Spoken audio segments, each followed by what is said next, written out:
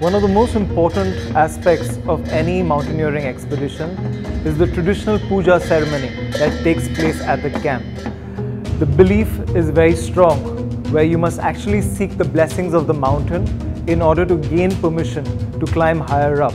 The Sherpa community in the Khumbu glacier strongly believe in the puja ceremony, and you are not allowed to climb higher on the mountain until you seek and invoke the blessings of the local gods.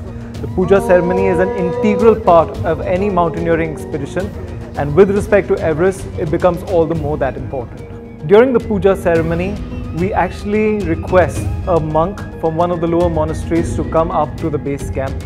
We actually lay out all the equipment that we are going to be using, starting from the climbing equipment, our ice axes, the tools that are going to be used during the climb up Everest, and we ask the monk to bless all this equipment for us so that when we're climbing up Everest, it doesn't fail us in the time of need. Climbing the Khumbu Icefall is one of the most integral parts of climbing Everest. And every mountaineer who goes through Khumbu Icefall has to have immense experience, confidence, and mountaineering skills to negotiate that feature. Imagine a frozen waterfall made up of blocks of ice the size of two-story buildings, grating and shifting slowly and steadily against other blocks of ice the size of cars.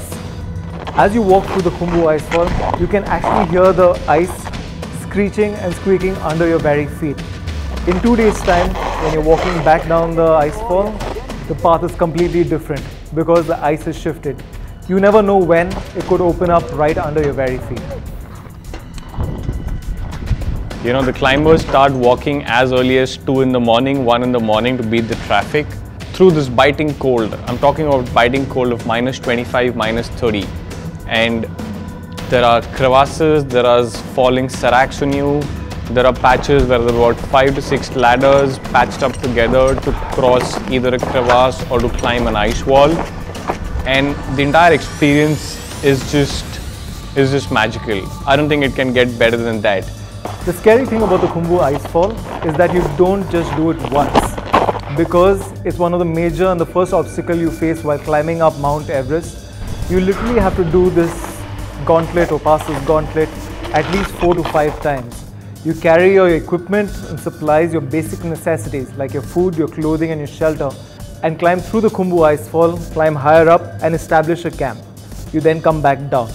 You take more supplies, climb all the way through the Khumbu Icefall once again, go higher up, establish a higher camp and come back down. You actually repeat this cycle about 3 to 4 times before you are finally ready and prepared to reach all the way from base camp to the summit of Everest. Are you okay? Yeah, a little tired, that's it. Huh? A little tired. Yes. Fully tight. We'd successfully established our higher camps of Camp 1 and Camp 2.